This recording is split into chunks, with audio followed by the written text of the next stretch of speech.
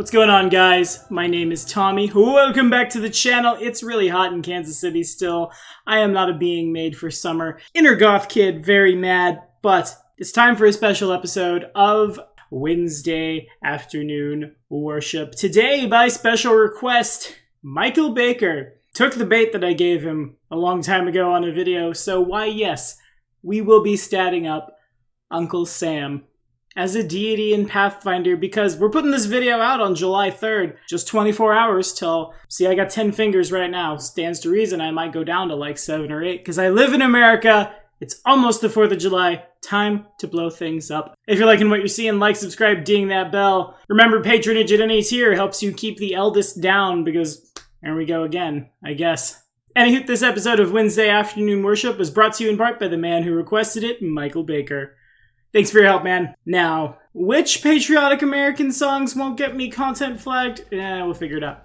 So, here in the good old US&A, Uncle Sam is a common national personification of the American government. Since the early 19th century, Uncle Sam has been a popular symbol of the US government, both for American culture and for patriotic symbolism. The first reference to this guy in formal literature was in a book called The Adventures of Uncle Sam, In Search After His Lost Honor, published in 1816.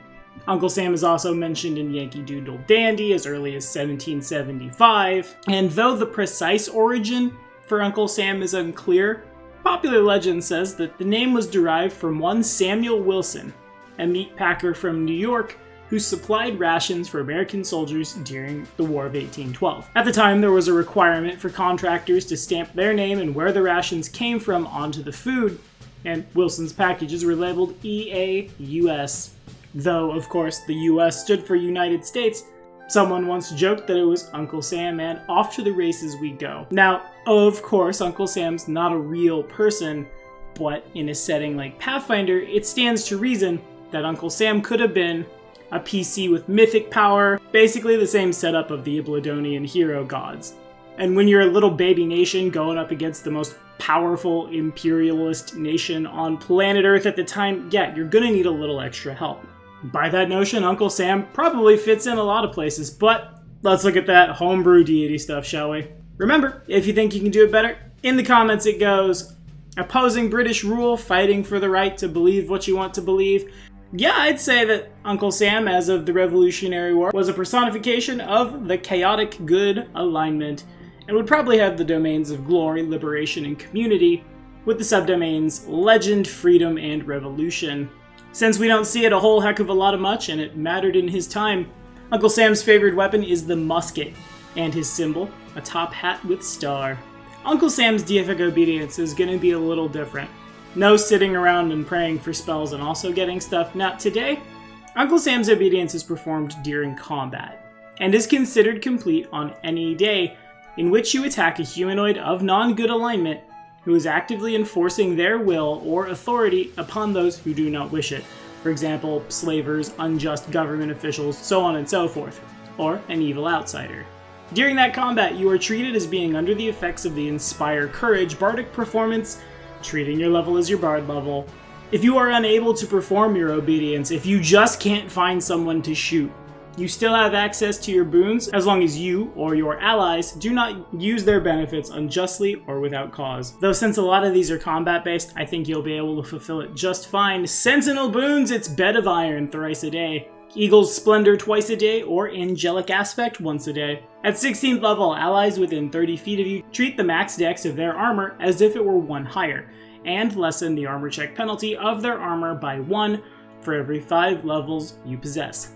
At 20th level, allies within 30 feet of you get a sacred bonus on attack and damage rolls equal to your charisma modifier. Really just playing up that one big superhero helping out the peons. Take leadership, it'll be really good for your cohorts. Exalted boons. It's weapon against evil 3 times a day, gravity bow twice a day, or haste once a day. At 16th level, muskets you wield may fire ammunition bestowed by Uncle Sam, and so never run out of ammo, and they no longer suffer a misfire chance. At 20th level, muskets you wield use the range increments of a light crossbow, and overcome all forms of DR. I see a lot of people complaining about muskets on the internet, firearms in general I guess, Consult with your GM before you use firearms. They might get unnecessarily salty. And there's my sultry tunes for today. Evangelist boons. It's Dream Feast thrice a day, all food twice a day, or quieting weapons once a day.